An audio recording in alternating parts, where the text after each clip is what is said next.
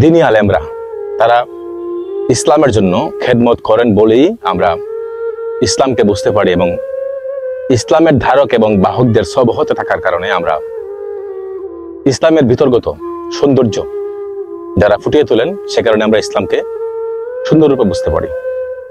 সেজন্য আমরা আমাদের হৃদয়ের এবং অন্তরের অন্তঃস্থলে তাদেরকে আমরা জায়গা করে দিই। আবার পক্ষান্তরে ভালো যেখানে আছে খারাপও সেখানে আছে, এটাই বাস্তবতা। আপনারা দেখে থাকবেন কোনো কোনো জায়গায় ওয়াজ যেখানে হয়, দিনের কথা বলা হয়, দুনিয়ার কথা বলা হয়, ভালো ভালো কাজের কথা বলা হয়, মানুষকে হালাল হারাম চেনানো হয়, জায়েজ না জায়েজ চেনানো হয়।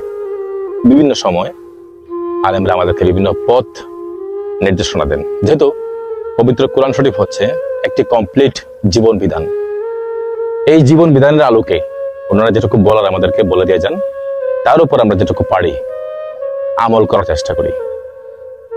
পক্ষান্তরে আবার দেখলাম কিছু আলেম আছেন, তারা দিনের চেয়ে দলকে প্রাধান্য দেন। ওই যে আগে বললাম যে বিভিন্ন দলে এবং উপদলে আমরা বিভক্ত হয়ে গেছি। তারা মনে করেন ঈমানের চেয়েও দল বড়, তারা মনে করেন ঈমানের চেয়েও আমাদের সিলসিলা বড়।